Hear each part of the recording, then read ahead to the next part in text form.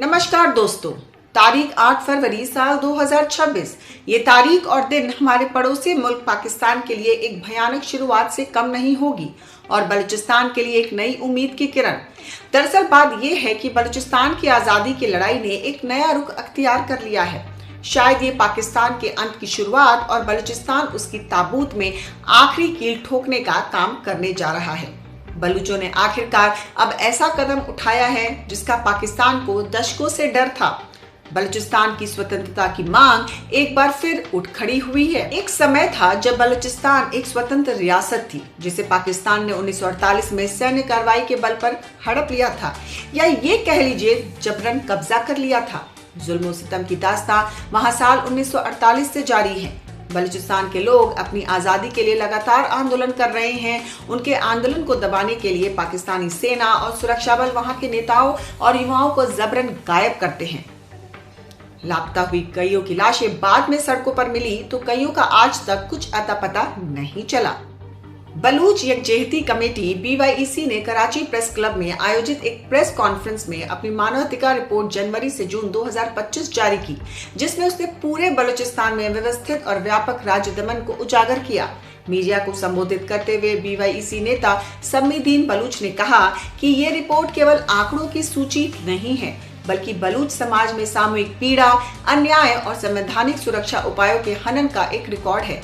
TBP की report के अनुसार उन्होंने आगे कहा कि ये निष्कर्ष पीड़ितों के परिवारों, प्रत्यक्षदर्शियों और स्थानीय मानव अधिकार संगठनों की गवाही पर आधारित है, जो जबरन गायब किए जाने और गैर न्यायिक हत्याओं में चिंताजनक वृद्धि को उजागर करते हैं। इसके अलावा BYEC ने बंदियों के खिलाफ यातना के व्यवस्थित उपयोग को उजागर किया। बलूचिस्तान पोस्ट के अनुसार BYEC ने हिरासत में मरने वालों के शवों पर गंभीर शारीरिक दुर्व्यवहार के निशान पाए, जिससे पता चलता है कि यातना का इस्तेमाल न केवल पूछताछ के लिए किया जाता है, बल्कि बलूच समुदाय में भय फैलाने के लिए भी किया जाता है। बलूचिस्तान में हो रहे मौलिक अधिकारों के उल्लंघनों ने वहां के लोगों के बीच असुरक्षा के भाव को बढ़ाया है, अविश्वास को बढ़ावा दिया है। मनमाने ढंग से गिरफ्तारियों को लगातार डर और जवाबदेही की कमी बलूचिस्तान को अस्थिर कर रही है, जिससे शांति, न्याय और राज्य संस्थानों में जनता का विश्वास बहाल करने के प्रयास कमजोर हो रहे हैं। बलूचिस्तान में चीनी निवेश के बाद अब लोगों में डर और बढ़ गया है। उन्हें आशंका है कि चीन के साथ मिलकर पाकिस्तान उन्हें पहले से भी कमजोर कर डालेगा। अब 8 फरवरी 2026 के दिन बलूचों ने अपने संघर्ष को नया मोड़ देते हुए एक ऐतिहासिक घोषणा की।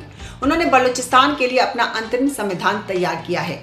बलूचिस्तान का सपना अब केवल कल्पना नहीं, बल्कि हकीकत में बदलता हुआ नजर आ रहा है। अब पाकिस्तान को इस सच्चाई का सामना करना होगा जो वो सालों से नकारता आया था।